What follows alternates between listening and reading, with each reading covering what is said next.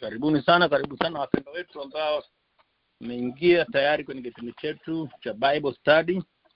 Kipindi hiki cha Bible Study kinaletwa kila siku ya Alhamisi ule chini ya kanisa la Umoja lililo kule Dallas, makao yetu makuu yako pale Dallas, na kuja hewani moja kwa moja kwa njia ya mtandao. Basi karibuni sana. Kipindi hiki kinakuwa siku ya Alhamisi saa 1 jioni saa za Central Time, na kinakuwa mara 3 kwa wiki, na mara ya 4 inakuwa ni ile mwisho wa mwezi, Alhamisi ya mwisho wa mwezi. Kinakuwa kipindi cha Bible Study, maswali na majibu, kipindi cha maswali na majibu. Kipindi hicho kinakuwa hewani kwa muda wa saa 1.5. Basi bila kupoteza muda mwingi hapa, nitamkaribisha Brother Jerry aweze kutoa matangazo ya kipindi chetu cha leo na takribani mashahidi ya kipindi chetu. Karibu Brother Jerry. Amen. Asante sana mtumishi Mungu.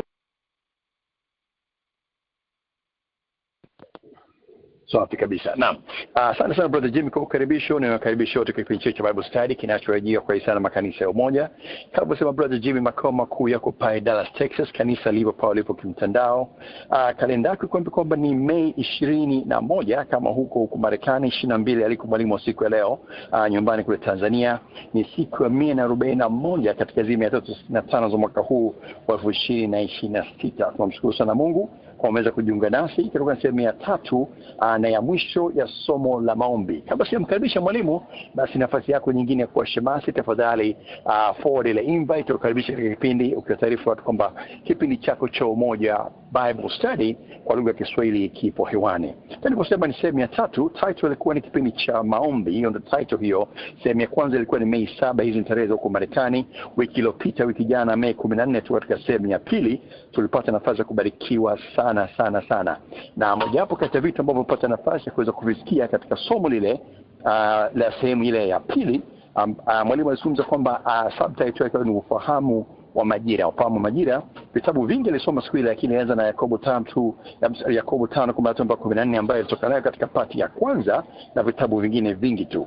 Katika siku ya pili basi tuliambiwa kwamba kwa habari ya kuomba na ile upeze kupata matokeo, hiki ilitoka katika sehemu ya kwanza, kwamba kuna maombi, kuna nguvu ya kuomba binafsi kuliko vile kutegemea kuombewa na mtu mwingine. Lakini vile vile tuliambiwa kwamba kuna maombi ya kimkakati, kwamba kuna maombi ya kimkakati tunatakiwa yafanye. Na sehemu tamba akasema kwamba mwana wa Mungu ana nafasi kubwa sana mbele ya Mungu kuwezesha ama kubadilisha matokeo kwa njia ya maombi. Lakini vile vile tuliambiwa kwamba kuna maarifa kuhusu majira, na akatoa definition ya majira, na tulipata nafasi ya kupata pointi 5 kubwa tu, kwamba ni kipindi fulani cha muda ambacho kimebeba jambo fulani maalumu kwa mtu, kinachodai kwamba ufanye jambo fulani kabla kijapita. Kiswahili kirefu hicho. Nizungumza akasema kwamba huanza na kuisha, majira hayo yanaanza na huwa yanakwisha.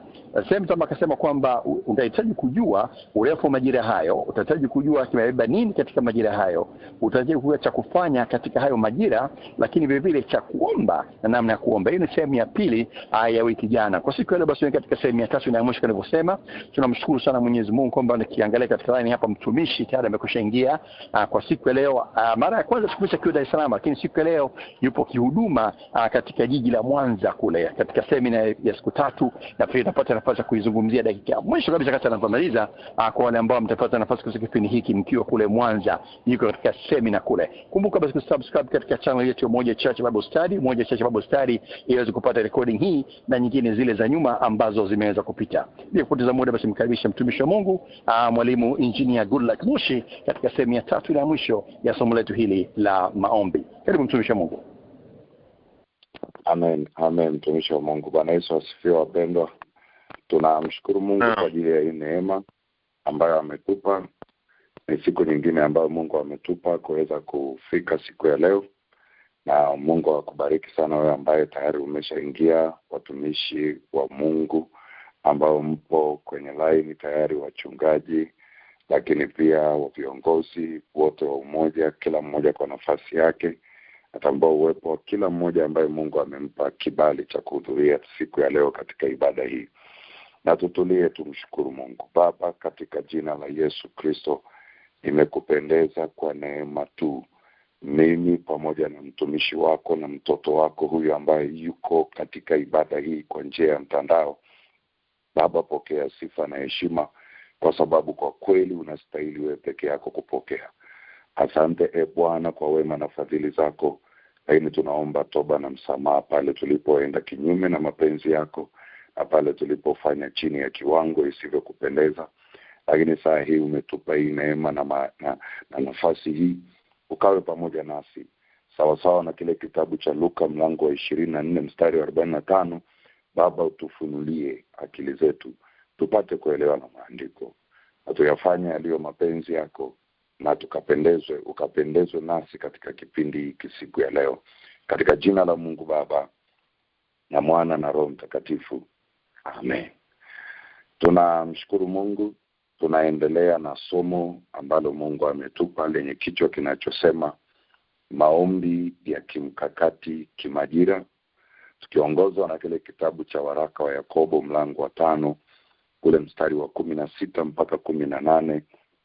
Ungameni dhambi zenu ninyi kwa ninyi na kuombeana mpate kuponywa. Kuomba kwake mwenye haki kwafaa sana, akiomba kwa bidii. Elia alikuwa mwanadamu mwenye tabia moja na sisi.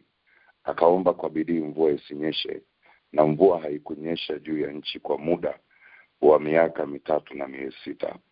Akaomba tena, mbingu zikatoa mvua, nayo nchi ikazaa matunda yake.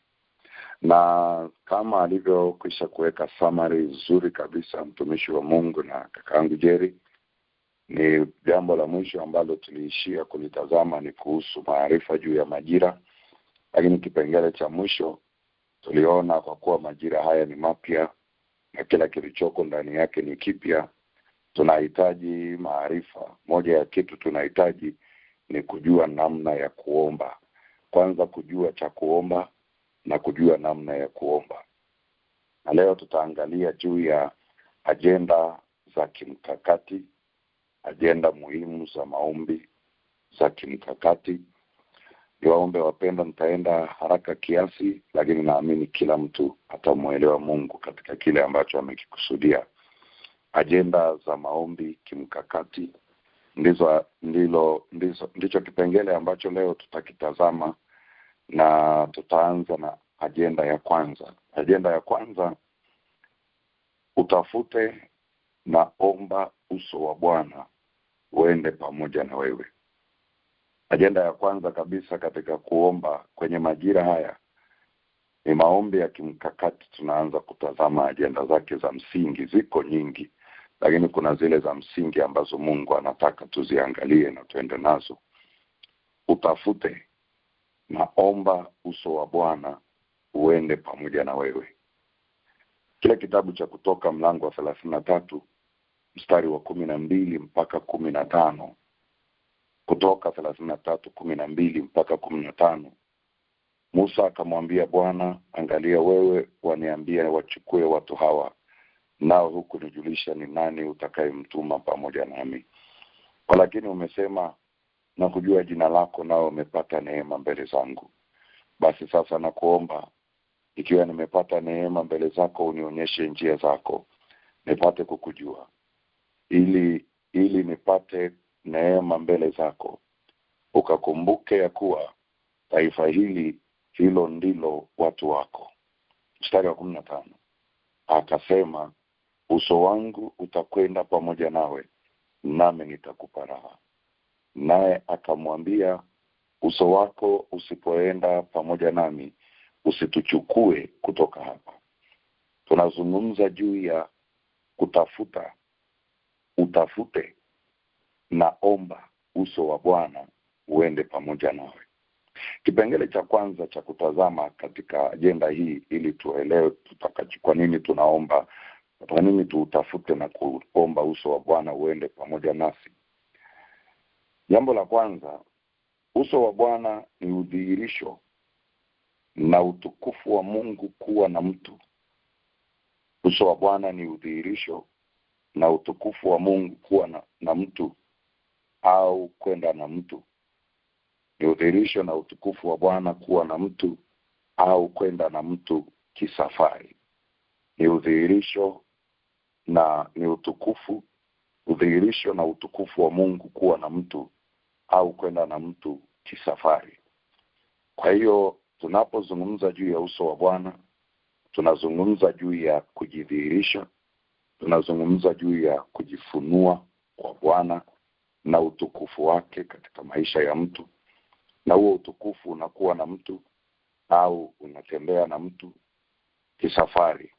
Maana yake utukufu, uso wa Bwana unapokuwa na mtu, kuna safari anapaswa kwenda, kuna mahali amepangiwa kufika. Ni lazima kuna safari iliyoko mbele yake, huo uso wa Bwana, ili uende pamoja naye. Lakini kipengele cha pili cha muhimu na cha msingi cha kushika katika ajenda hii, kuomba, kutafuta na kuomba uso wa Bwana uende pamoja nawe. Kuomba na kutafuta na kuomba uso wa Bwana uende pamoja nawe huambatana na toba ya kweli. Huambatana na toba ya kweli. Huambatana na toba ya kweli yenye msukumo wa kuacha dhambi. Yenye msukumo wa kuacha dhambi na kurejea kwa Bwana. Kutafuta na kuomba uso wa Bwana uende pamoja na wewe huambatana na toba ya kweli na yenye msukumo ndani yake wa kuacha dhambi na kurejea kwa Bwana. Lazima, hatuwezi kuutafuta uso wake, hatuwezi kuomba uso wake uende pamoja nasi bila kuomba toba ya kweli, bila kuambatana na toba ya kweli yenye msukumo ndani yake wa kuacha dhambi na kurejea kwa Bwana. Kile kitabu cha Isaya mlango wa 59, kile kitabu cha Isaya ule mlango wa 59, ukisoma mstari wa kwanza na wa pili, utaona pale na watatu, mstari wa kwanza mpaka watatu, kitabu kile cha Isaya mlango wa 59. Tazama, mkono wa Bwana haukupunguka hata usiweze kuokoa, wala sikio lake si zito hata lisiweze kusikia. Lakini maovu yenu yamewafarakanisha ninyi na Mungu wenu, na dhambi zenu zimeuficha uso wake msiuone, hata hataki kusikia. Nataka tuone moja ya kitu kinaweza kikasababisha uso wa Bwana ukafichwa ni dhambi. Kwa hiyo kama tunataka kutafuta uso wa Bwana tuupate, cha kwanza lazima tuingie kwenye toba. Lakini iwe ni toba ya kweli. Lakini pia hiyo toba iwe na msukumo wa kuacha dhambi. Kulingana na kitabu cha Mithali 28:13. Mithali 28:13 anasema afichaye dhambi zake atahukumiwa, lakini yeye aziungamae na kuziacha atapata rehema. Kwa hiyo kuna kipengele cha kuungama na kuacha. Kwa hiyo nataka tuone hiyo sentensi na kuziacha, kwa sababu haisaidii tu kutubu peke yake, lakini ili kuvuka kabisa lazima kuacha dhambi. Lakini Matendo ya Mitume mlango wa 3 ule mstari wa 19, Matendo ya Mitume mlango wa 3 mstari wa 19, utaona akiwa anazungumza juu ya tubuni basi mrejee ili dhambi zenu zifutwe, zipate kuja nyakati za kuburudishwa kwa kuwapo kwake Bwana. Nataka tuone kwenye Matendo 3:19 ameunganisha toba na kurejea. Alafu kwenye Mithali 28:13 ameunganisha toba na kuacha. Kwa hiyo lazima toba ya kweli iambatane na kuacha dhambi, lakini pia na kurejea kwa Bwana. Hicho ni kipengele cha pili katika jambo hili. Lakini kipengele cha tatu, Musa aling'ang'ana ili uso wa Bwana uende pamoja naye na uso wa Bwana ukaenda pamoja naye. Musa aling'ang'ana ili uso wa Bwana uende pamoja naye na uso wa Bwana ukaenda pamoja naye. Tumeona kwenye ile Kutoka 33 tuliyosoma, Musa alivyong'ang'ana uso wako uende pamoja nasi, mpaka Mungu akamwambia uso wangu utakwenda pamoja nawe nami nitakupa raha. Na hiki ndio kipaumbele cha muhimu sana cha kuomba katika majira yoyote Mungu anayokupa. Ni kumwambia uso wako uende pamoja nasi. Uso wako uende pamoja nasi.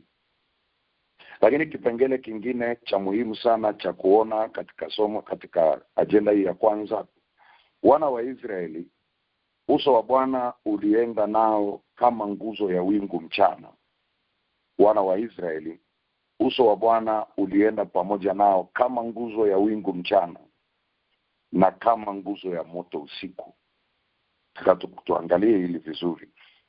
Wana wa Israeli, uso wa Bwana ulienda pamoja nao kama nguzo ya wingu mchana na kama nguzo ya moto usiku. Kienda kusoma kitabu cha Kutoka 40, kienda kusoma kitabu cha Kutoka mlango wa 40, ukaanzia ule mstari wa 36 na 37. Kiangalia ile Kutoka 40, 36 na 37. Na hapo lile wingu lilipoinuliwa kutoka juu ya maskani, wana wa Israeli wakaenda mbele katika safari zao zote. Bali kama lile wingu halikuinuliwa wakati ule, hawakusafiri hata siku ile ilipoinuliwa. Nataka tuone ule mstari wa 38.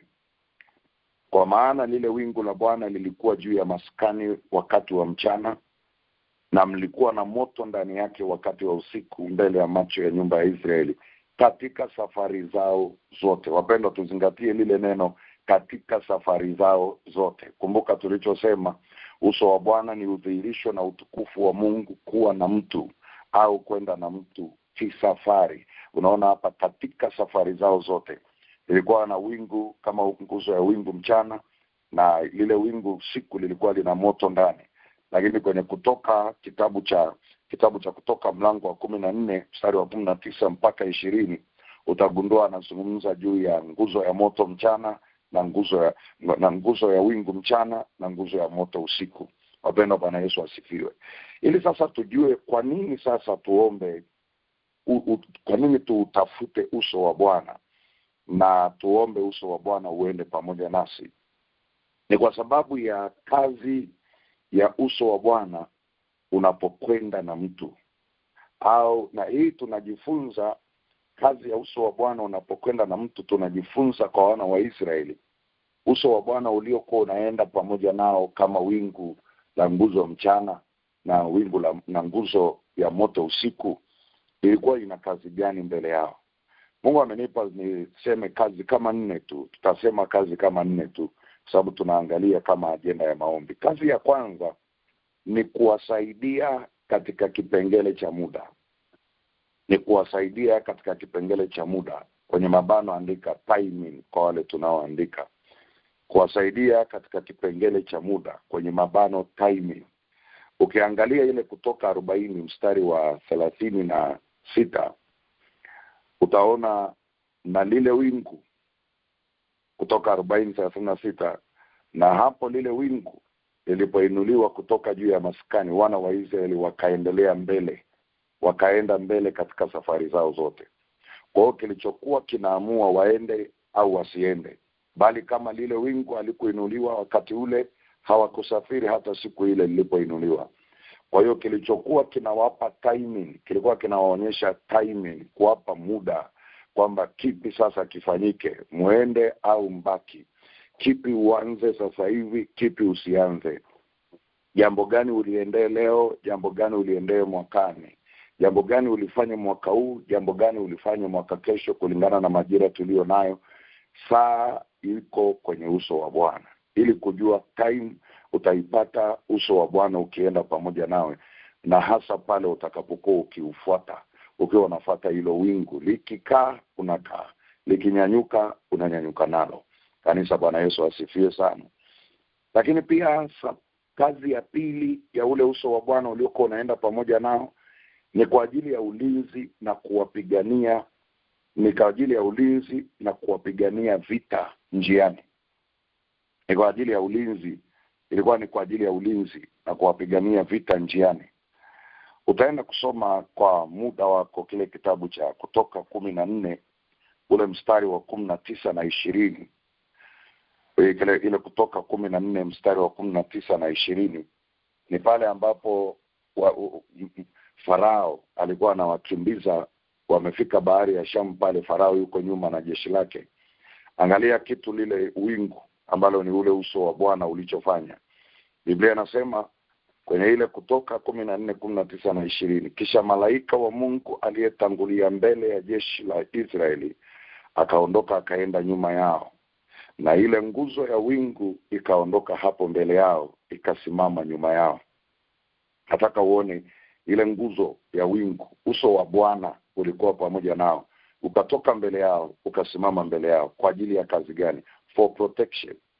Na utaona ni kwa ajili ya ulinzi. Ikafika kati ya jeshi la Misri na jeshi la Israeli, napo palikuwa na lile wingu na lile giza, lakini lilitoa nuru wakati wa usiku, na hawakuwakaribia hawa usiku kucha.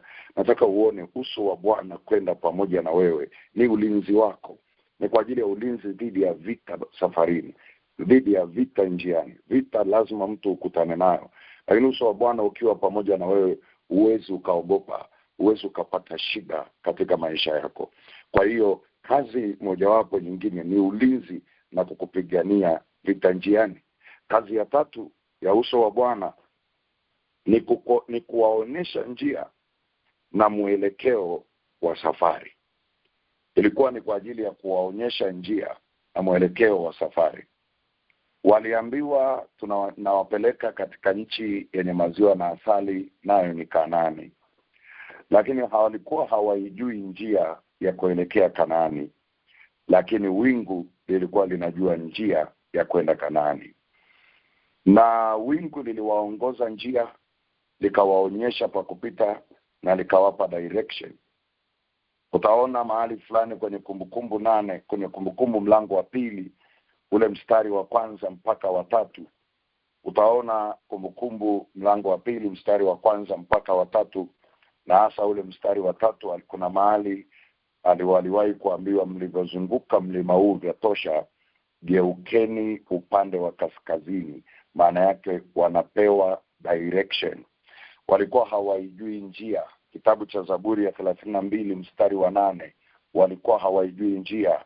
Zaburi ya 32 mstari wa 8 anasema, nitakufundisha na kukuonesha njia utakayoiendea, nitakushauri jicho langu likikutazama. Maana yake ili kuijua njia, haijalishi kuna jambo Mungu amekupa kufanya, ile kwamba una wazo la kufanya kitu haimaanishi unaijua njia. Ni lazima uso wa Bwana uende, upate uso wa Bwana uende pamoja nawe, ili uweze kujua njia ya kutekeleza hilo jambo. Lakini pia upate kujua uelekeo. You need a right direction. Unahitaji uelekeo ulio sahihi. Wapendwa, sote tunajua ubora wa safari sio umbali ambao mtu amesafiri. Narudia, ubora wa safari sio umbali tu ambao mtu ameweza kusafiri, ila ni kama amesafiri kuelekea uelekeo ulio sahihi. Kama amekosea uelekeo, umbali aliosafiri hauna faida. Kama amekosea uelekeo, umbali aliosafiri hauna faida, kwa sababu uelekeo ni wa muhimu zaidi kabla ya umbali mtu atakaosafiri. Mtu anaweza akasafiri umbali mrefu sana, lakini uelekeo usio sahihi, maana yake ni bora asingesafiri. Ni afadhali kutulia kutafuta uelekeo ulio sahihi wa kwenda, na kuliko kwenda uelekeo usio sahihi na ukasafiri umbali mrefu. Gharama ni kubwa sana ya kukosea uelekeo. Gharama ni kubwa sana ya kukosea uelekeo kuliko kusafiri kabisa. Kwa sababu unaweza ukasafiri ukakosea uelekeo. Ili uende uelekeo sahihi, lazima urudi mpaka pale ulipokosea, ndipo uanze safari kuelekea uelekeo sahihi. Ili sasa tusipoteze uelekeo, tujifunze sana na tujitunze nafsi zetu kutafuta uso wa Bwana na kuomba uso wa Bwana uende pamoja nasi. Kwa sababu pia kazi nyingine ya uso wa Bwana, unapoenda pamoja na wewe, umepata msaada na nguvu ya kukusaidia kwenda. Umepata msaada na nguvu ya kukusaidia kwenda na kutembea na kuwa yule ambaye Mungu anataka uwe. Huwezi ukapata msaada na nguvu ya kukusaidia kwenda kama uso wa Bwana hauendi pamoja na wewe. Ndio maana amezungumza kwenye Matendo 17:28. Amezungumza kwenye Matendo 17:28, kwa maana ndani yake yeye tunaishi, tunakwenda na kuwa na uhai wetu. Nataka uone tunaishi, alafu tunakwenda, tunakuwa na uhai wetu, kama vile mmoja wenu mtunga mashairi alivyosema, maana sisi sote tu wazao wake. Kwa hiyo ombi la kwanza la kimkakati, utafute na omba uso wa Bwana uende pamoja nawe. Bwana Yesu asifiwe sana. Ombi la pili la kimkakati. Ombi la pili la kimkakati. Omba Mungu akupe maarifa, hekima na akili. Omba Mungu akupe maarifa, hekima na akili vinavyohitajika katika majira haya. Na akili vinavyohitajika katika majira haya. Maarifa, hekima, akili vinavyohitajika katika majira haya. Hosea mlango wa 4 mstari wa 6. Watu wangu wanaangamizwa kwa kukosa maarifa. Hosea 4:6. Watu wangu wanaangamizwa kwa kukosa maarifa. Warumi 10 mstari wa 1 na wa 2. Warumi 10 mstari wa 1 na wa 2 anazungumza juu ya wanajuhudi katika Mungu lakini si katika maarifa. Si katika maarifa. Wanajuhudi katika Mungu lakini si katika maarifa. Hiyo ni Warumi 10 mstari wa 1 na wa 2. Lakini wapendwa, ile Wafalme wa kwanza mlango wa 3 mstari wa 12, ile Wafalme wa kwanza mlango wa 3 mstari wa 12, utaona Mungu akiwa anamjibu Suleiman, akiwa anamwambia nimekupa moyo wa hekima, moyo wa akili na moyo wa hekima. Nataka uone moyo wa akili na moyo wa hekima Mungu alimpa Suleiman kwenye majira mapya aliyoyaingia katika maisha yake ya ufalme. Lakini Waebrania mlango wa 5 mstari wa 14, chakula kigumu ni cha watu wazima. Waebrania 5:14, chakula kigumu ni cha watu wazima ambao akili zao kwa kutumiwa zimezoezwa kupambanua mema na mabaya. Kwa hiyo kuna aina ya maarifa, kuna aina ya hekima na kuna aina ya akili inahitajika katika majira tulio nayo ili kuvuka salama na ili kushinda. Wapendwa, Bwana Yesu asifiwe sana. Lazima uombe hayo maarifa Mungu akupe. Maana yake kuna gharama ya kutafuta hayo maarifa. Kuna vitu mbalimbali atakupa kusoma. Kuna mafundisho lazima atakupa kuyafuatilia. Kuna vitu atakupa kuvifuatilia na kuvisikiliza ili kuendelea kupata maarifa. Kuna hekima Mungu atakupa katika nyanja mbalimbali, tutaona pale mwishoni. Kuna akili Mungu anakupa katika nyanja mbalimbali kwenye maisha yako kwenye majira haya, kwa sababu unahitaji moyo wa hekima na moyo wa akili aliopewa Suleiman ili uweze kutembea katika majira haya. Kumbuka hili, mwana wa Mungu, kama akili iliyokufikisha kwenye mkwamo, iliyokufikisha kwenye shida, iliyokufikisha ukakwama, haiwezi kukutoa ulipokwama. Ili uweze kutoka ulipokwama, lazima upate akili nyingine mpya, akili nyingine kubwa kuliko iliyokufikisha kwenye ile shida. Kwa hiyo ni muhimu sana kama mwana wa Mungu kuweza kuomba hili ombi sana. Mungu, naomba unipe maarifa, ninaomba unipe hekima, ninaomba unipe akili zinavyohitajika katika nyanja mbalimbali za maisha yangu kwenye majira haya. Wapendwa, Bwana Yesu asifiwe sana. Hiyo ni ajenda ya pili. Ajenda ya tatu ya kimkakati. Ajenda ya tatu ya kimkakati. Ombea moyo wako na imani yako. Ombea moyo wako na imani yako kwa Mungu. Ombea moyo wako na imani yako kwa Mungu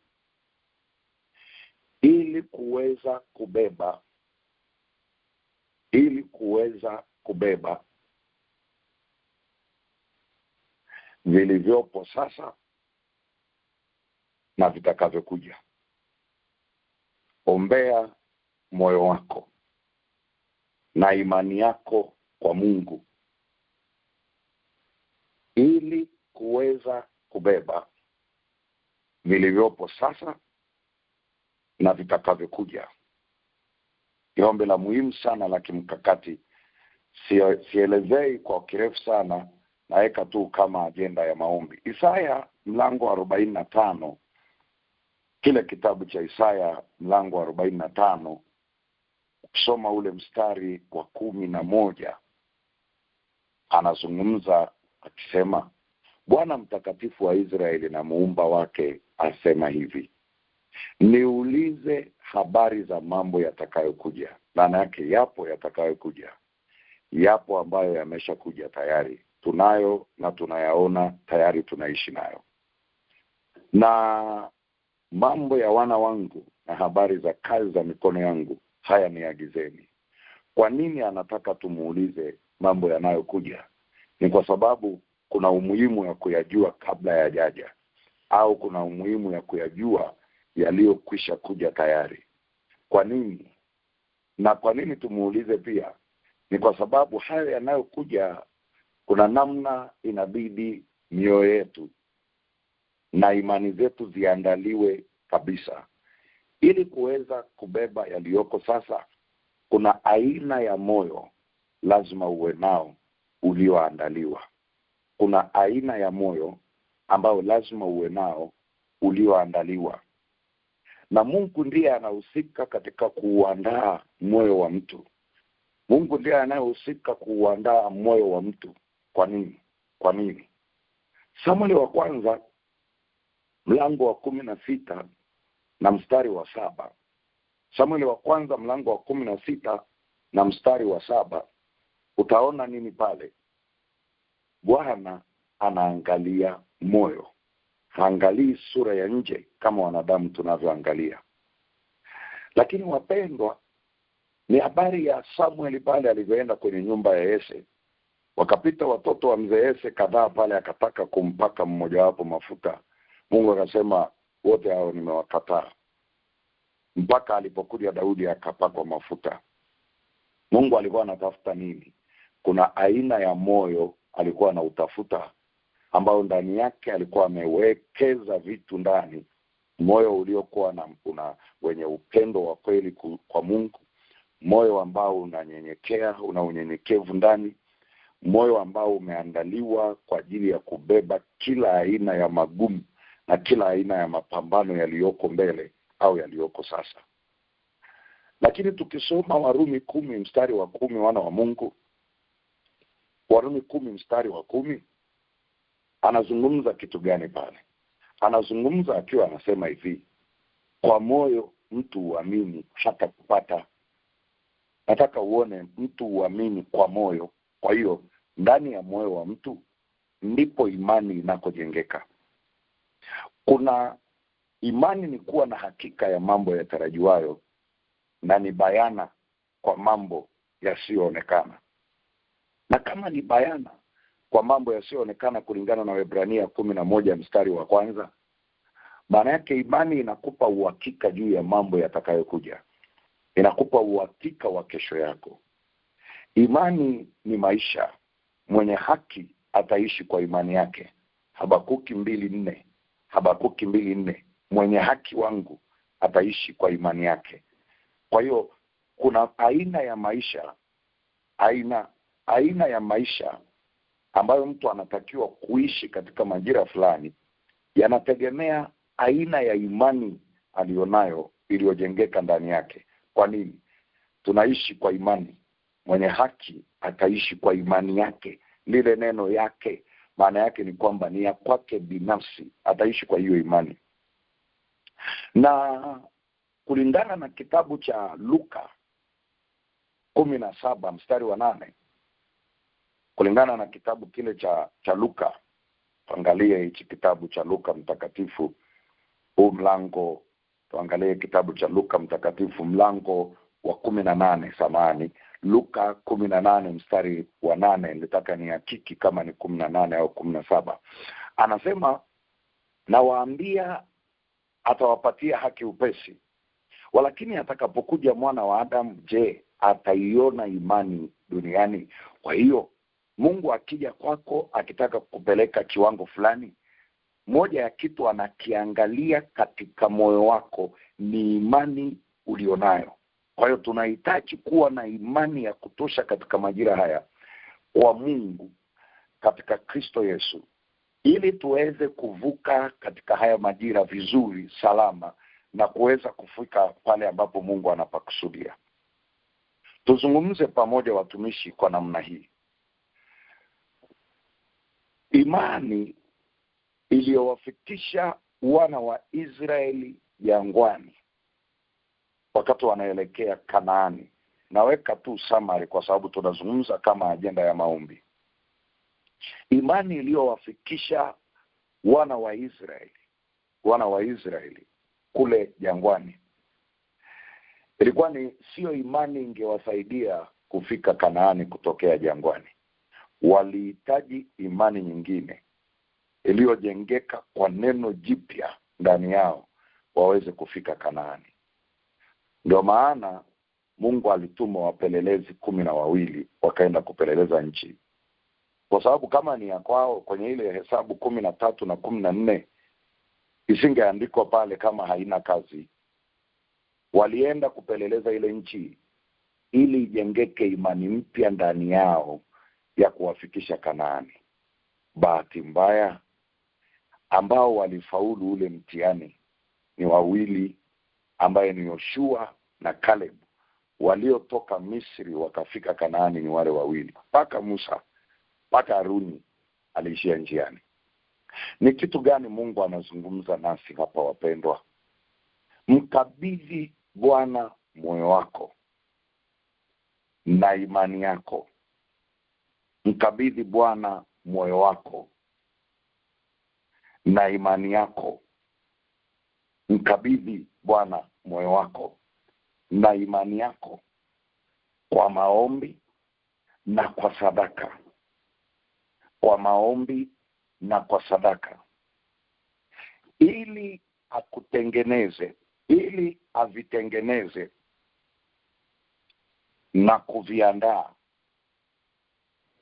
ili avitengeneze na kuviandaa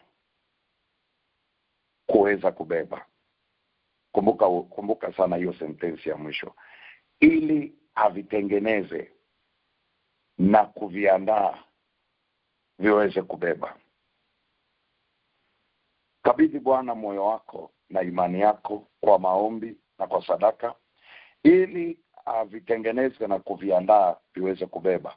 Mithali 23:26, Mithali 23:26 anasema, mwanangu nipe moyo wako, macho yako yapendezwe na njia zangu. Nipe moyo wako. Kwa hiyo unaweza ukampa Mungu moyo wako. Wapendwa, Bwana Yesu asifiwe sana. Hiyo ni ajenda ya 3. Ajenda ya 3. Ajenda ya 4.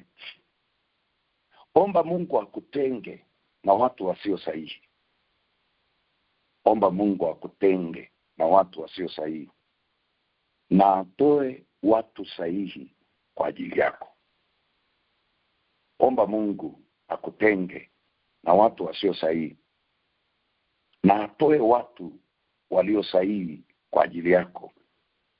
Ni ombi la muhimu sana. Anatoe watu sahihi kwa ajili yako. Malizia kipengele, kuna sentensi limeacha, kimajira, seasonally. Lazima atoe watu.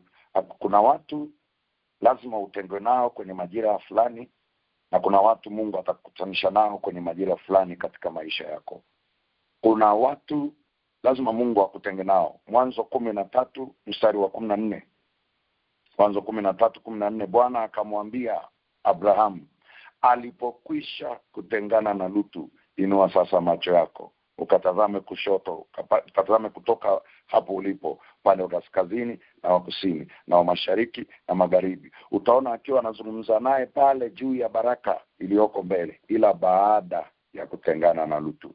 Kwa hiyo kuna ambao Mungu lazima akutenge nao, sio kwa sababu ni wabaya, sio kwa sababu hamtawasiliana, lakini kuna namna mlivyokuwa mnaenda mnaweza msiende hivyo tena. Si kwa sababu ni wabaya, ila hawakufai kwenye season uliopo. Lazima kuomba Mungu akutenge na watu wasio sahihi. Lakini omba Mungu atoe watu kwa ajili yako, watu sahihi kwa ajili yako. I'm talking about the gift of men.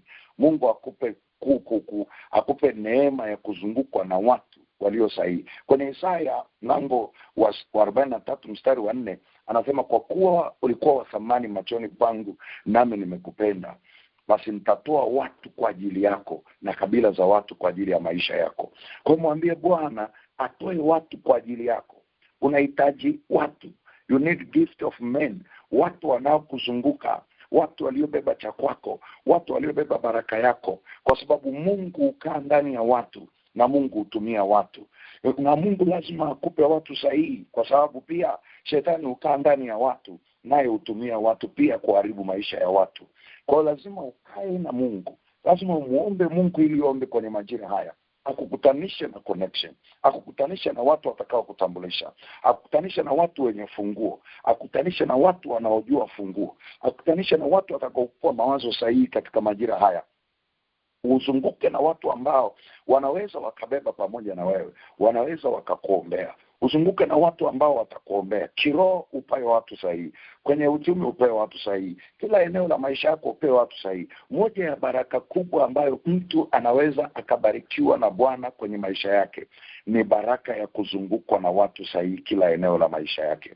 Kwa hiyo omba Mungu akutenge na watu wasio sahihi, lakini pia atoe watu sahihi kwa ajili ya maisha yako. Hilo ni ombi la 4. Lakini ombi la 5 na la mwisho ambalo ni kwa leo, kwa sababu yako mengi, lakini nimepewa 5 tu.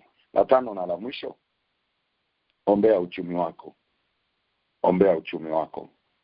Na simama na kile kitabu cha Yeremia ule mlango wa 17. Ombea uchumi wako. Yeremia 17 mstari wa 7 na wa 8. Ombea uchumi wako kwa simama na Yeremia 17 mstari wa 7 na wa 8. Amebarikiwa mtu yule amtegemeaye Bwana, ambaye Bwana ni tumaini lake. Kama unamtegemea Bwana na Bwana ni tumaini lako, simama na huu mstari.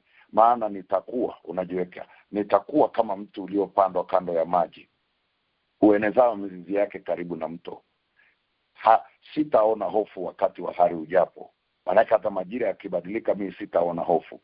Bali jani langu litakuwa bichi, wala sitahangaika mwaka wa uchache wa mvua. No matter kuna mabadiliko gani ya kiuchumi duniani, mimi sitahangaika kipindi cha uchache wa mvua, wala sitaacha kuzaa matunda. Maana yake hakuna vitu vyangu nitafunga, hakuna vitu ambavyo havitazalisha. Mimi sitakuwa mtu wa kutokuzalisha katika uchumi na kazi za mikono yangu. Lazima usimame na huu mstari na kuombea uchumi wako. Na mtu wa Mungu, unapoombea uchumi wako, lenga maeneo 3 makubwa. Andika tu kwa wale tunaoandika. Unapoombea uchumi wako, lenga maeneo 3 makubwa. Hapa ndio pale tunasema unahitaji maarifa, unahitaji hekima na akili, kwenye maeneo 3 makubwa kwenye uchumi. Eneo la kwanza, eneo la uwekezaji, investment. Eneo la kwanza ni eneo la uwekezaji, investment.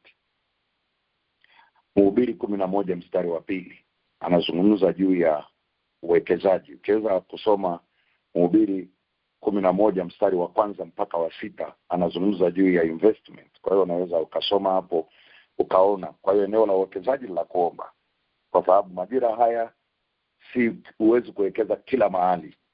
Ni lazima Mungu akupe maelekezo, na lazima ufanye kama Mungu anavyotaka. Ili maana unaweza ukawekeza mahali unapopaona panazalisha leo, kumbe kesho mwaka ujao hapatazalisha kulingana na mambo yatakavyoenda. Lakini eneo la pili la kuomba kwenye uchumi ni eneo la akiba. Eneo la akiba, Mithali 6 mstari wa 6 mpaka wa 8. Eneo la akiba, Mithali 6 mstari wa 6 mpaka wa 8. Lazima Mungu akupe hekima mpya ya uwekaji wa akiba katika maisha yako. Atakupa akili, atakupa maarifa ya uwekaji wa akiba katika maisha yako. Kwa hiyo eneo la akiba, Mithali 6 mstari wa 6 mpaka wa 8. Lakini eneo la 3 la kuomba ni eneo la matumizi. Ni eneo la matumizi. Tito mlango wa 3 mstari wa 14. Nahitaji hekima Hatuwezi kuendelea kutumia kama tulivyokuwa tunatumia mwanzoni. Tunahitaji hekima na maarifa ya sasa.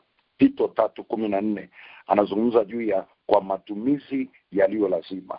Kwa matumizi yaliyo lazima. Kwa hiyo katika haya mambo matatu utakapokaa kwenye maombi, kuna maarifa na hekima na ufunuo Mungu atakupa, ambao atakupa namna ya kutembea vema katika uchumi kwenye majira tulio nayo. Hizo ni ajenda 5 muhimu za kimkakati Mungu alizonipa wakati tunamalizia katika session hii, na neema ya Mungu ni kubwa. Tunaamini Mungu atatusaidia katika shauri lake. Mungu awabariki sana.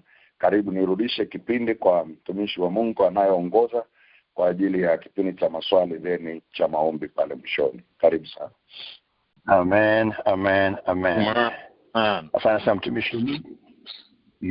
Sasa mtumishi wa Mungu kwa neno zuri kabisa, sehemu ya 3 na ya mwisho ya somo letu la maombi. Kwa kweli tumebarikiwa sana na tumejifunza mengi sana ambayo tunasema kwamba katika mfuko wetu wa nyuma, katika pocket yetu ya knowledge tuliokuwa nayo katika Biblia, hususan katika swala zima la maombi. Asante sana mtumishi wa Mungu, na Mungu aendelee kubariki wewe pamoja na duma yako pale ulipo. Amen, amen. Amen. Naam, kama kawaida kipindi chetu basi tunapata nafasi ya kumake sure kwamba hatuondoki na dukuduku. Tunasema kwamba kama una swali unaweza kuuliza, lakini inawezekana katika mafundisho haya katika pande zote hizi 3 inawezekana huna swali sasa hivi, lakini kuna kitu ambacho kimefunguka kinamna pekee kabisa katika nafsi yako, vitu kama tunapenda kuita kama shuhuda ama testimony. Tutakuruhusu uweze kufanya hilo pia. Kwa hiyo nitakaribisha maswali, ama yule ambaye anasema kwamba kwa kweli sina swali lakini hichi kitu nimekielewa katika namna tofauti, basi uweze kushare nasi, kwa sababu inawezekana kabisa kwamba kuna mwingine ambaye naye atanufaika na kile ambacho wewe umenufaika nacho. Tuingie katika sehemu maswali na majibu. Angalia simu yako ipo katika mute, unabonyeza *6 alama ya nambari 6, hiyo unakuwa hewani na utaweza kusikika moja kwa moja. Karibu tuendelee. Na kama tunajaribu kufungua line mtumishi, bahati mbaya sipo katika ofisi yangu at the moment. Unakumbuka kuna swali moja ilikuja dakika ya mwisho kabisa part 2. Nimwangalia mmoja swali simuoni, lakini kama ulinukuu vizuri tukaanza nalo hilo. Nakumbuka ndio ilikuwa ni namna ya kuomba hayo maombi ya kimkakati. Nadhani ndio hizi agenda tumezitaja tayari. Amen. Basi tuko vizuri, na mmoja swali simuoni, lakini hakika mpata nafasi katika recording atakuwa vizuri kabisa. Basi tuendelee katika ambao tuko katika kwa hivi sasa. Bonyeza alama nyota nambari 6. Simu yako ipo katika mute, bonyeza alama nyota nambari 6. Itakutoa katika mute jina la kwanza, na pale ulipo utakuwa hewani kwa dakika 2. Karibu.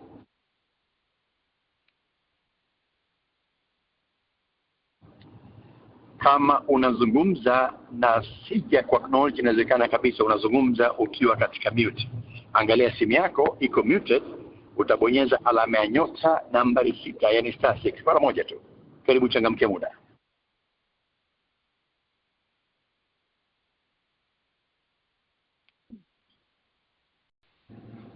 Kuna line zaidi ya 50 naziona.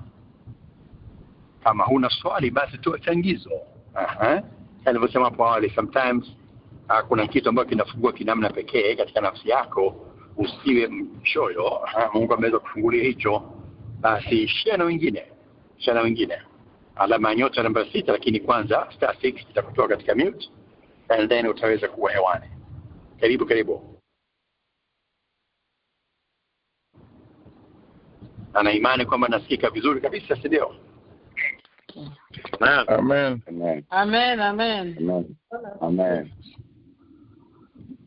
Asante katika hilo. Bwana Yesu asifiwe sana. Amen. Karibu baba. Amen. Asante, tunashukuru sana mwalimu Engineer Goodluck.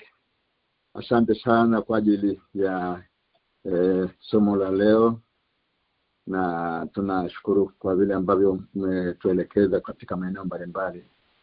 Na ulipokuwa unaendelea, basi nikawa nimejua na kitu kile kwamba kuna namna ambavyo tunaweza tukafuatilia maombi yetu, na ili tukaweza kuhakikisha kwamba tukatathmini kwamba labda yameshajibiwa au bado yako yanaendelea, na labda yako katika hatua fulani, na ili tuweze kuhakikisha kwamba kuomba kwetu ili kusiwe bure wakati mwingine, kama hatuna labda kama dira ya kuweza kutuwezesha kutathmini hiyo. Labda nilikuwa naomba kwamba tusaidie kwenye eneo hilo, kama kuna kitu ambacho ungependelea kutujulisha katika eneo hilo. Asante. Asante sana. Swali kutoka pale Alabama kwa mtumishi wa Mungu, kwa mchungaji Anderson Kasha. Ameweza kumsikia vizuri hapo. Kabla sijaenda kule Mwanza, ngoja nibaki huku tulipo. Kama kuna mtu ambaye yuko tayari kujibisha kuchangia swali, utafahamu vipi kama ombi yako yamefika na hajachelewa. Alama nyota nambari 6 itakutoa katika mute, jina la kwanza na pale ulipo. Karibu. Swali zuri sana kweli. Bwana Yesu asifiwe. Na ndio.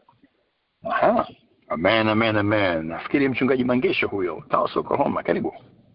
Asante sana Kadieri. Nadhani kama nimeelewa swali vizuri, ni utajuaje kama maombi yako yamefika, si ndio? Mchungaji Mkasha, kwa kifupi kabisa, ndio ama sivyo?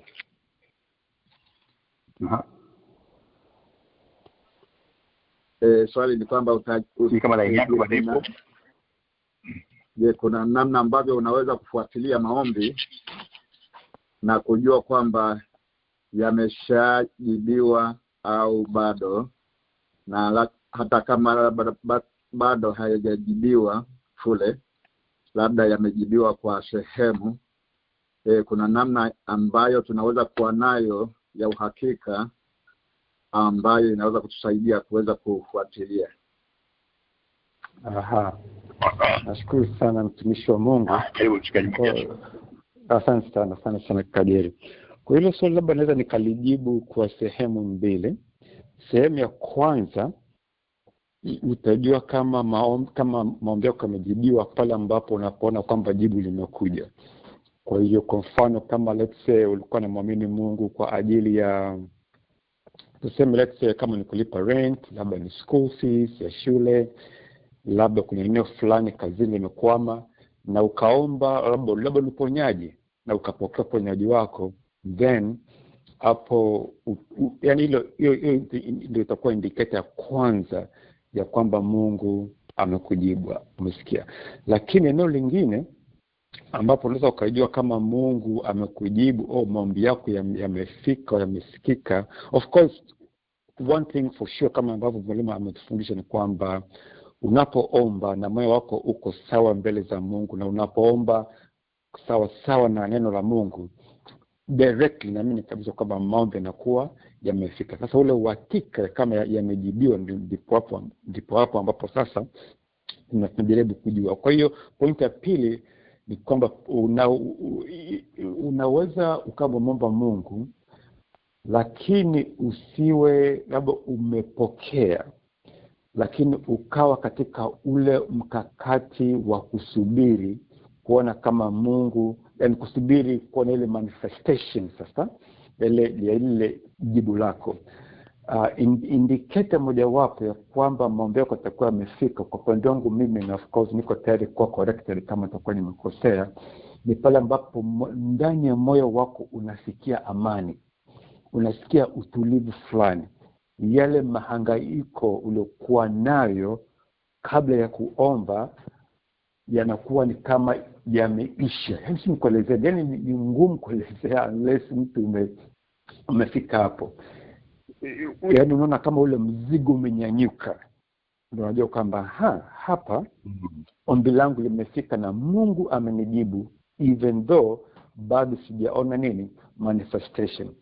Na kuna wakati ambapo unapoomba unaacha kuomba, lakini ndani mwako unasikia kwamba hii inabidi nisukume zaidi. Unasukuma, unamaliza unasikia ngoja nisukume tena, unasukuma hata siku 2, siku 3, hata wiki. Lakini kuna ile ambapo unaomba, lakini all of a sudden ule mzigo unanyanyuka, ule mangaiko, yani unakuwa na utulivu na amani fulani. Nadhani hiyo pia ni indicator nyingine ya kwamba sasa Mungu yupo kazini kujibu, kwamba Mungu amekwisha kutendea tayari. hata kama bado hujaona manifestation yake. Amen, amen, amen. Nashukuru sana. Amen. Sasa Mchungaji Mangesho kutuanzishia vizuri kabisa jibu hilo. Napenda zaidi sehemu ya mwisho ile tupengele B kama ulivyoleta ya jibu lako. Nikaribisha mtu mwingine mmoja, na ili niweze kukunja ile swali vizuri. Mwingine swali na uhakika alikuwa anaangalia kwamba kitu hakijajibiwa, hajakipata. Kwa ndio maana nataka kujua kwamba je, utajua kwamba linakuja ama limejibiwa kitu tofauti ama labda huyo halijafika. Hebu tujibane hapo kwa dakika kama 2 hivi. Angalia simu yako alama nyota nambari 6. Nikaribisha mtu mwingine mmoja kabla sijaenda kule Mwanza. Umeomba, uko very specific, kile hakijafanyika, lakini je, wakati unasubiri mnasoma nataka kujua kwamba utajuaje kwamba maombi yako yalifika ama labda kuna majibu yamekuja kitu tofauti. Alama nyota nambari 6 star 6. Karibu sisi kuchangia katika hilo. Kama unazungumza changamka, sijakusikia vizuri. Na karibia kwenda Mwanza. Angalia simu yako alama nyota nambari 6 star 6, itakutoa katika mute. Karibu. Nafikiri mwalimu watu wako tayari kwa ajili yako. Amechangamka mwingine mmoja. Amen. Karibu, ongeza sauti. Jina la Paulo ipo dakika 2 zilizobakia. Karibu. Asante. Ninaomba nirifae kwenye Samueli wa kwanza. Ana alipokuwa hekaluni baada ya maombi, kitu cha Eli alipomwambia Mungu na akupe haja ya moyo wako, alipata amani, akaondoka kwa furaha na Mungu alimpa kila alichokuwa nacho. Jambo la kwanza, ili uweze kujua kwamba maombi yako yamejibiwa, ndani yako unakuwa na amani. Na amani ile inayokuwepo inakupa imani ya wewe kujua kwamba umepokea kila ambacho unakiomba na Mungu anakupatia. Ndani ya moyo wa muamini kwanza, amani ya moyo inakuwa ushindi wa kwanza. And then jibu linakufuata kwenye amani ya moyo wako. Na amani huleta imani mara nyingi sana. Kwenye ombi lolote unaloomba, kama huko umepata ile breakthrough vizuri, unapata amani. Na kwenye amani, imani inakuwepo, basi unajua kwamba majibu yangu yapo, yanatokea na Mungu anakupatia. Asante. Amen. Sana mtumishi wa Mungu, Mwalimu Glory Show kutoka pale Arusha, kwa changizo jibu lako zuri kabisa hilo. Sasa twende Mwanza. Umeweza kusikia majibu ya wachangiaji wawili wa mwanzo hapo. Wetu wanasema kama hujapata, lakini kama una amani, jibu liko hapo. Unasemaje mwalimu wangu? Karibu. Amen wapendwa. Bwana Yesu asifiwe sana. Kwa kweli na mimi nilikuwa naendelea kuandika notes wakati watumishi wanaongea hapa.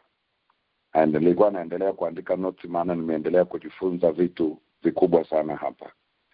Kama watumishi walivyozungumza Mchungaji Mangesho na Mwalimu Glory, na alivyouliza Mchungaji Kasha, hili swali ni swali la msingi na la muhimu sana, lakini pia ni swali ambalo pia lina majibu ya mapana mno tunapozungumza juu ya maombi. Kwa sababu maombi, kujifunza shule ya maombi ni shule ndefu na ni shule muhimu sana kwa kanisa. Ukiangalia Marko 11 mstari wa 24, Marko 11:24 anazungumza, kwa sababu hiyo nawaambia yote myaombayo mkisali, aminini kwamba mnayapokea, nayo yanakuwa yenu. Aminini kwamba mnayapokea, nayo yanakuwa yenu. Kwa hiyo kuna kipengele kwanza cha imani, na anaposema yoyote myaombayo mkisali, yoyote myaombayo mkisali, aminini kwamba mnayapokea. Tuzingatie lile neno yoyote. Kwa hiyo kila ombi Mungu anajibu. Kila ombi Mungu anajibu. Lakini anaweza akakwambia ndio, anaweza akasema hapana, anaweza akakwambia subiri. Na kitakachoamua kama ambavyo watumishi wametoka hapa kuzungumza kwa undani kabisa, ni juu ya Wakolosai 3:15. Wakolosai 3:15, wapendwa, Biblia imeandikwa hivi, Wakolosai mlango wa 3:10 mstari ule wa 15, ndio anazungumza kile kitu ambacho tumekizungumza sote hapa, kwamba na amani ya Kristo iamue mioyoni mwenu, ndio mlioitiwa katika mwili mmoja, tena iweni watu wa shukrani. Tena iweni watu wa shukrani. Maana yake ile amani ni ishara kwamba tayari kuna breakthrough umeshaipata, hata kama hujaiona. Ndio inakuja ile pointi, aminini kwamba yamekuwa yenu. Kwa hiyo ukiona ndani yako umepata amani, kuna breakthrough. Lakini sasa ukishaona amani kulingana na Warumi 5 mstari wa kwanza, kulingana na Warumi 5 mstari wa kwanza, basi tukisha kuhesabiwa haki itokayo katika imani, na muwe na amani kwa Mungu. Kwa hiyo Bwana, kwa njia ya Bwana wetu Yesu Kristo. Maana yake kama alivyosema Mwalimu Glory, penye amani pana imani, na penye imani pana amani. Maana yake ukishaona umepata breakthrough ya kupata amani moyoni mwako, maana yake ni ishara mojawapo ya kwamba kuna kitu kimeshatokea. Hata kama sijakiona, basi ninaamini tayari kimeshatokea, ndio maana nikapata amani. Lakini jambo moja tu nimalizie kwenye hilo. Kuna mambo ya muhimu sana ambayo lazima tunapoomba kama wana wa Mungu tuyakumbuke. Yako mengi, lakini nitasema tu mawili. Sitayafundisha, tunasema tu haya mawili na watumishi wenzangu tulioko hapa. Ya kwamba kuna kipengele cha kwanza cha mapenzi ya Mungu. Unapoomba kuna kipengele cha mapenzi ya Mungu. Unaweza wewe unataka kitu fulani, alafu kuna jambo pia Mungu anataka kwako. Kuna jambo unaliombea wewe unataka liende hivi, Mungu anataka liende hivi. Kuna wakati ikifika ni lazima kukubaliana na mapenzi ya Mungu, maana mapenzi ya Mungu ni salama zaidi. Yesu alitamani asiende msalabani, lakini akakubali kukubaliana na mapenzi ya Mungu kwenda msalabani. Kwa hiyo kuna kipengele cha mapenzi ya Mungu. Lakini cha pili cha muhimu ambacho nimepewa kusema hapa, kuna kipengele cha wakati wa Bwana. Kuna kipengele cha wakati wa Bwana, God's time. Kuna wakati wake wa kujibu hilo jambo.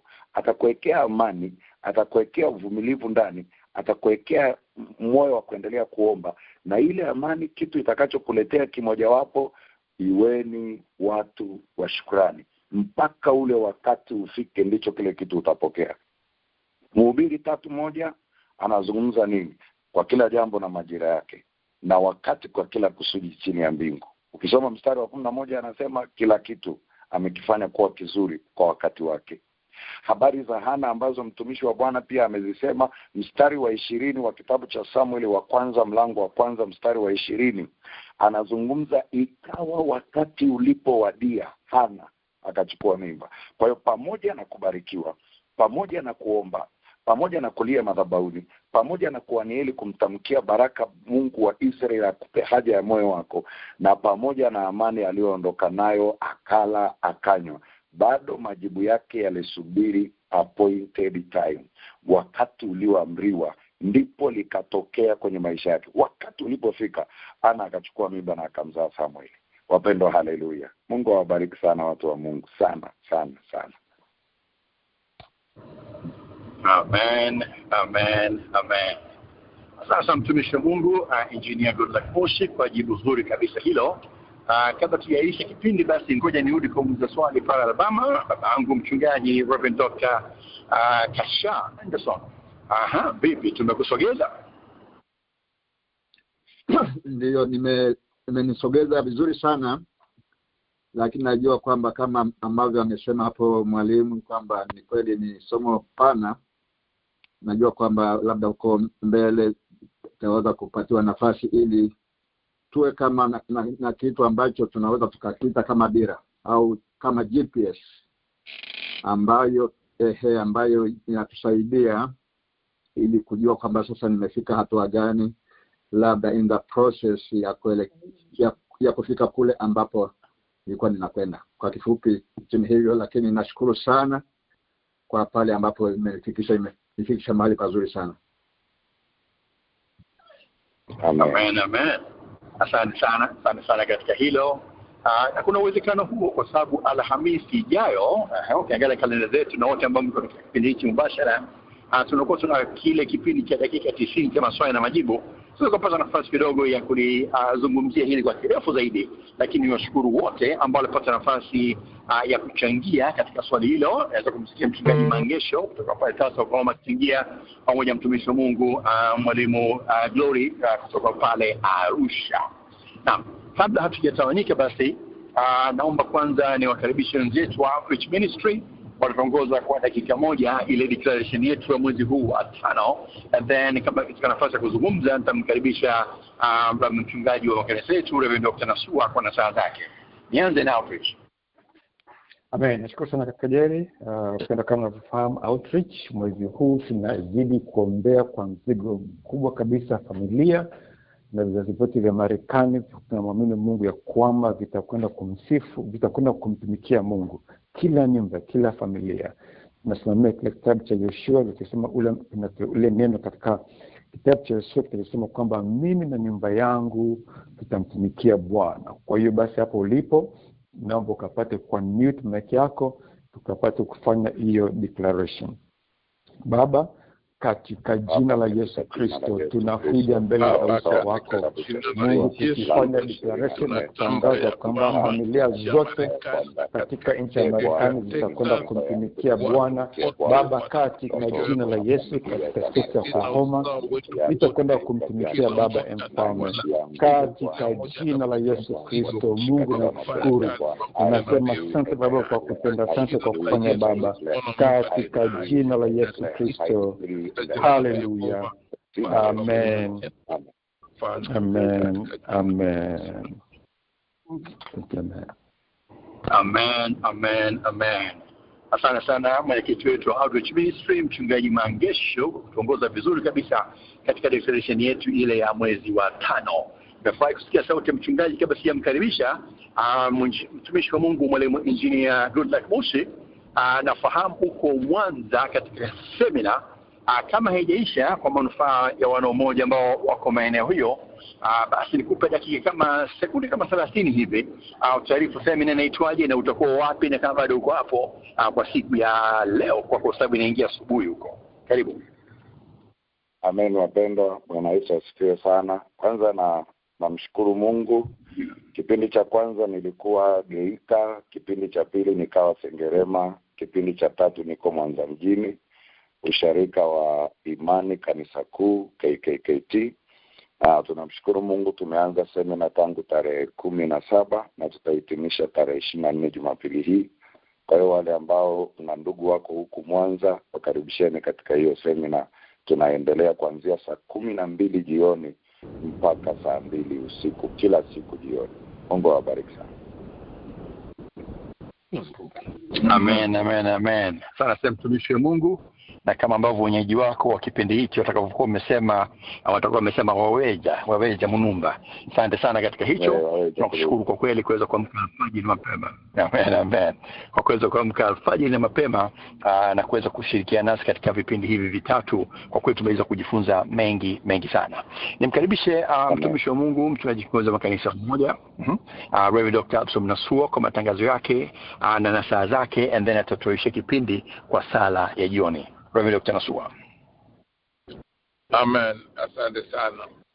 Basi kwanza nichukue nafasi hii kumshukuru sana Engineer Goodluck Moshi kwa kazi kubwa na nzuri ambayo amefanya kwa majuma matatu. Mungu akubariki sana sana. Amen baba mchungaji. Amen baba. Amen. Jambo la pili, nichukue nafasi hii kulishukuru sana dawati letu la Bible Study chini ya dada Priska Mungai Mshana, brother Jerry, Hilda Biabatro, Jimmy Msemo na Alan kwa kazi kubwa na nzuri mnaofanya ya kutafutia walimu wenye upeo mkubwa wa maandiko katika madhabahu yetu. Mungu awabariki sana. Amen. Amen. Amen. Amen. Amen. Amen. Na mwisho nashukuru watu wote kabisa ambao mmeweza kuingia kwenye vipindi vyetu. Tunaamini mafunzo yote mnayoyapata mnakwenda kuwafundisha wengine. Unapochukua notes ya kila kitu kinachoandikwa, basi unahitaji kwenda kuomba tukapata uvuvio kidogo na ukafundisha wengine. Kwa nashukuru sana watu wote ambao mnajifunza, mnaandika, na mafundisho hayo mnaweza mkawasaidia watu wengine. Mungu awabariki sana. Na mwisho, asante. Na mwisho ni registration zetu za chuo chetu cha UIBC. Registration zinaendelea vizuri, japo tunatamani kufika kipende kuvutia moyo ya kwamba jiandikishe, jiunge na chuo. Tunasikia Rosemary, unasikia? Kusaidia watu wengine. Karibu, nitakuwa napika kila siku jioni, so naweka tu maji pale sana. Kwa ajili ya kujiunga na chuo chetu cha UIBC. Na baada ya hapo niende kutoa baraka za mwisho kwa siku ya leo. Basi Mungu tunayemtumikia kwa nguvu, upendo na uaminifu, yeye ambaye ahadi zake ni kweli na amini siku zote, awalinde, awatunze na awafanikishe katika kila tendo jema, katika jina la Mungu Baba na Mwana na Roho Mtakatifu. Amen. Amen. Amen. Amen. Amen. Sasa mtumishi wa Mungu, mchungaji kiongozi wa makanisa yetu ya Umoja, Reverend Dr. Absalom Nasua, kwa nasaa zako na kutoa kipindi kwa sala ya jioni. Tutachukua nafasi kwa shukuru wote ambao tuko kiwani kwa siku ya leo mwanzo mpaka mwisho kipindi hiki. Nilishawashukuru tayari walipata nafasi ya kuuliza ama kuchangia kwa siku ya leo. Nichukue nafasi basi kuwatambua baadhi ya viongozi ambao naona wapo katika nimeweza kumsikia mtumishi wa Mungu mchungaji Reverend Dr. Absalom Nasua akizungumza, lakini wapo huku wasikia inawezekana. Na pesu hapa namuona kiongozi wangu wa outreach pale Texas, Sister Chikana Bobi, namuona Sister Evangelina wa California. Na kuona vile mtumishi wa Mungu mama mchungaji Esther Nasua, na kuona mama Kasha pamoja na Dr. Kasha pale Alabama. Waweza kumsikia nafasi msikia siku ya leo mchungaji Mangesho, na waweza kumsikia vile mtumishi wa Mungu mwalimu Glory Show pale Arusha. Lakini vile vile namuona mtumishi wa Mungu mwalimu Olivia Andrews pale New Jersey. Mtumishi wa Mungu mchungaji Lian Joseph pale Houston. Na mwingine muona hapa, kuna mchungaji mwingine ambaye nimeona lakini siweza kumnukuu mapema, ameweza kudrop, lakini Mungu amemwona. Tunamshukuru Mungu pamoja siku ya leo. Nashukuru wote ambao tumekuwa pamoja again mwanzo mpaka mwisho. Tuwe basi kuisha kipindi hiki ni mwendezo vipindi vingine vinavyojia kwa sana makanisa ya Umoja. Pia itakuwa hewani kama kawaida saa 12 asubuhi katika namba ile ya prayer line. Na kumbuka basi sisi tutakuwa tena hewani wiki ijayo muda na wakati kama leo, lakini kwa dakika 90 kwa sababu kwa Alhamisi ya mwisho ya mwezi huu wa 5. Kwa niaba ya dawati zima hili la Umoja Church of Bostadi, da Priska Mungai Mshana, na da Hilda Biabato Kari, Brother Jimmy Msemo, pamoja na Allen Puru, naitwa Jerry Mkonyi. Tukiwa tamani ya Bwana tukutane tena katika vipindi vyetu vijavyo. Na again tunashukuru sana mtumishi wa Mungu kwa mara kwanza katika madhabahu haya ya Umoja, Engineer Goodluck Mushi, kwa kuweza kushirikiana nasi katika vipindi vyote hivi. Mungu aende kubariki, akulinde na atembee na wewe katika semina ile unayofanya hapo Mwanza pamoja na vipindi vingine ambavyo vitakuwa vinakuja. Amen. Amen. Amen. Amen. Amen.